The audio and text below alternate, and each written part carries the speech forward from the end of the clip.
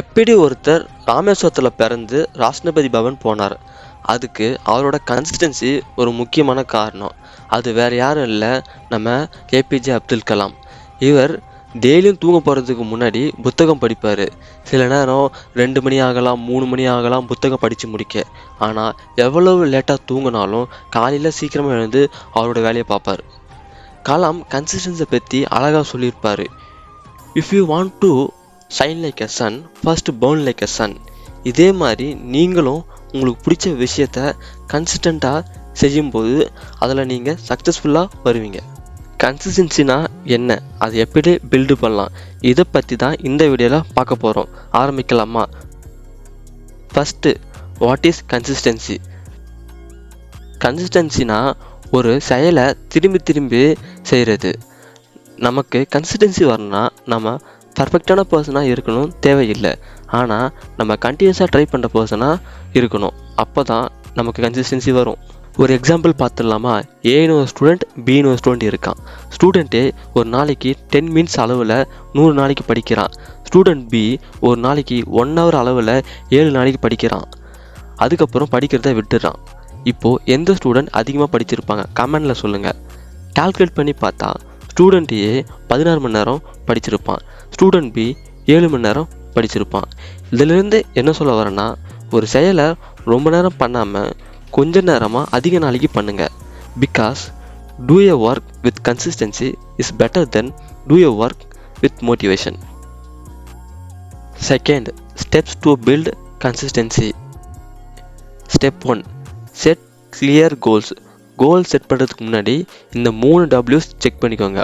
What, என்ன செய்ய போகிறீங்க? ஒய், ஏன் இதை செய்ய போகிறீங்க? வென், எப்போ செய்ய போகிறீங்க? உங்களோட கோல்ஸுக்கு ஒரு பர்பஸ் இருந்தால் தான் உங்களால் ப்ராக்ரஸ் பண்ண முடியும். Step 2, start small. சின்ன சின்னதாக செய்யக்கூடிய கோல்ஸை செட் பண்ணுங்கள். எக்ஸாம்பிள், ஒரு நாளைக்கு 2 hours ஒர்க் அவுட் பண்ணுறதுக்கு பதிலாக ஒரு நாளைக்கு 10 minutes ஒர்க் அவுட் பண்ணணும்னு சொல்லி கோல் செட் பண்ணுங்கள். Step 3, create a routine. நீங்கள் செய்ய நினைக்கிற டாஸ்க்கை சேம் டைம் சேம் பிளேஸில் செய்யுங்க. எக்ஸாம்பிள், டெய்லி மார்னிங் எழுந்து 6 o'clock ஒர்க் அவுட் பண்ணுங்கள். இந்த மாதிரி செய்யும்போது பிரெயினில் பேட்டர்ன்ஸ் ஃபார்ம் ஆகும். இந்த பேட்டர்ன்ஸ் அந்த டாஸ்க்கை ஈஸியாக செய்கிறதுக்கு ஹெல்ப் பண்ணும்.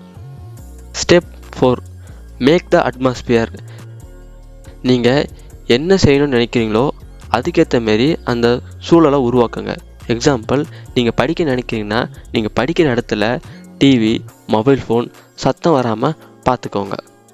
Step 5, track your progress.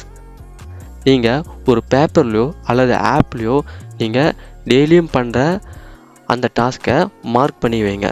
ஏன்னா விஷுவல் ப்ராக்ரஸ் டோபமைனை ட்ரிகர் பண்ணும். இதனால் நீங்கள் அந்த வேலையை அடிக்கடிக்க தொடர்ந்து செய்ய உங்கள் பிரெயின் உங்களை மோட்டிவேட் பண்ணும். Step number 6, accept the imperfection. One day உங்களால் அந்த டாஸ்க்கை பண்ண முடியலன்னா நீங்கள் அந்த டாஸ்கில் ஃபெயில் ஆகிட்டீங்க அர்த்தம் இல்லை. உடனே ரீஸ்டார்ட் பண்ணுங்கள். அடுத்த நாள்லேருந்து அந்த டாஸ்க்கை கண்டினியூஸாக பண்ண ஆரம்பிங்க. இதுதான் real consistency. Step number 7, reward your self. நீங்கள் சக்ஸஸ்ஃபுல்லாக ஒரு 5 நாளோ 10 நாளோ நீங்கள் நினச்சதை பண்ணிட்டீங்கன்னா அதை உங்களை மோட்டிவேட் பண்ணக்கூடிய, உங்களை சப்போர்ட் பண்ணக்கூடிய உங்கள் ஃப்ரெண்ட்ஸுக்கிட்ட சொல்லுங்கள். அவங்க உங்களை பாராட்டும் போது உங்கள் பிரெயினுக்கு அது டோபமைன் கொடுக்கும். இதனால் நீங்கள் அந்த விஷயத்தை அகைன் பண்ணுவீங்க. What happens in brain? நம்ம ஒரு விஷயத்தை கன்சிஸ்டண்ட்டாக பண்ணும்போது பிரெயினில் என்ன நடக்கும் அதை பற்றி தான் இப்போ பார்க்க போகிறோம். ஃபஸ்ட்டு, நியூரல் பாத் ஸ்ட்ரென்தன். நாம் தொடர்ந்து செய்யக்கூடிய ஆக்ஷன் நம்ம பிரெயினில் ஸ்பெசிஃபிக் நியூரல் கனெக்ஷனை ஸ்ட்ரென்தன் பண்ணும். இதனால் நம்ம ரிப்பீட்டடாக செய்யக்கூடிய செயல்லாம் ஆட்டோமேட்டிக் பிஹேவியராக மாறிடும். எக்ஸாம்பிள், காலையில் எழுந்து ப்ரஷ் பண்ணுறது. Second, basal ganglia activation.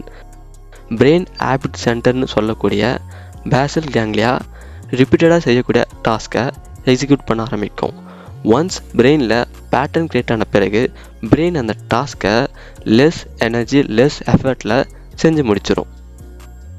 Third, dopamine loop formation. ஒரு டாஸ்க்கை செஞ்சு முடிக்கும் போது நம்ம பிரெயினில் டோபமைன் ரிலீஸ் ஆகும். இந்த டோபமைனுக்காக நம்ம பிரெயின் அந்த டாஸ்க்கை தொடர்ந்து செய்ய வைக்கும். How to make a plan. உங்களோட பெரிய பிளானை சின்ன சின்ன பார்ட்டாக பிரிச்சுருங்க. ஒரு டேக்கும் ரிவார்ட் பாயிண்ட்ஸ் கொடுங்க. ஒரு எக்ஸாம்பிள் பார்த்துடலாமா? நான் டெய்லி மார்னிங் 6 o'clock எழுந்து 10 minutesக்கு 30 daysக்கு ஒர்க் அவுட் பண்ண போகிறேன். ஃபஸ்ட்டு நான் 30 daysக்கு டேபிள் க்ரியேட் பண்ணுவேன். இந்த 30 daysஐ 4 weekஆக பிரிக்கிறேன். இந்த 4 week தான் என் டெஸ்டினேஷன் கூட்டு போகக்கூடிய லெவல்ஸ். இந்த ஒரு லெவலை நான் 2 சப் லெவலாக பிரிக்கிறேன். இப்போது என்னோட 30 days டெஸ்டினேஷன் ஃபஸ்ட்டு 3 daysஆக மாறிடுச்சு. நான் ஒரு நாளைக்கும் 10 ரிவார்ட் பாயிண்ட்ஸ் கொடுக்குறேன். இந்த மாதிரி செய்யும்போது நம்ம பிரெயினுக்கு டெய்லி ரிவார்ட் கிடைக்கும். நம்ம பிரெயின் அதை திரும்ப செய்ய வைக்கும். நெக்ஸ்ட் லெவல் போகிறதுக்கு மினிமம் 50 ரிவார்ட் பாயிண்ட்ஸ் தேவைன்னு செட் பண்ணுறேன். இந்த மாதிரி செய்யும்போது இன்கேஸ் நாம் 1 or 2 days மிஸ் பண்ணாலும் டிசப்பாயிண்ட் ஆக மாட்டோம். இந்த பிளானை உங்கள் கண் பார்வையில் படுற மாதிரி ஒட்டி வைங்க. முக்கியமாக இந்த பிளான் பற்றி உங்களை சப்போர்ட் பண்ணுற மோட்டிவேட் பண்ணுற பர்சன் கிட்ட சொல்லி உங்களோட ப்ராக்ரஸை கேட்க சொல்லுங்கள். இது மட்டும் இல்லாமல் நீங்கள் உங்களோட ஒரு சப் லெவல்ஸை கம்ப்ளீட் பண்ணும்போது அந்த பர்சன் கிட்ட இதை பற்றி ஷேர் பண்ணுங்கள். அந்த பர்சன் உங்களை பாராட்டும் போது உங்கள் பிரெயினுக்கு ரிவார்ட் கிடைக்கும். உங்கள் பிரெயின் அகைன் இதை திரும்பி செய்ய வைக்கும். இதோட இந்த வீடியோவை முடிச்சுக்கிறேன். அந்த பிளானோட பிடிஎஃபை டிஸ்கிரிப்ஷனில் கொடுத்துட்றேன். வீடியோ முடிஞ்சிட்டுன்னு சொல்லிட்டு அடுத்த வீடியோ பார்க்க போகாமல் உங்களோட பிளானை எடுத்து எழுதுங்க. Because no effort means no result. இந்த வீடியோ யூஸ்ஃபுல்லாக இருந்தால், இந்த வீடியோவில் எதனா இம்ப்ரூவ் பண்ணணும்னு தோணுச்சுன்னா கமெண்டில் சொல்லுங்கள். வீடியோ பிடிச்சிருந்தா லைக் பண்ணுங்கள், ஷேர் பண்ணுங்கள், சப்ஸ்கிரைப் பண்ணுங்கள். Until with stay updated.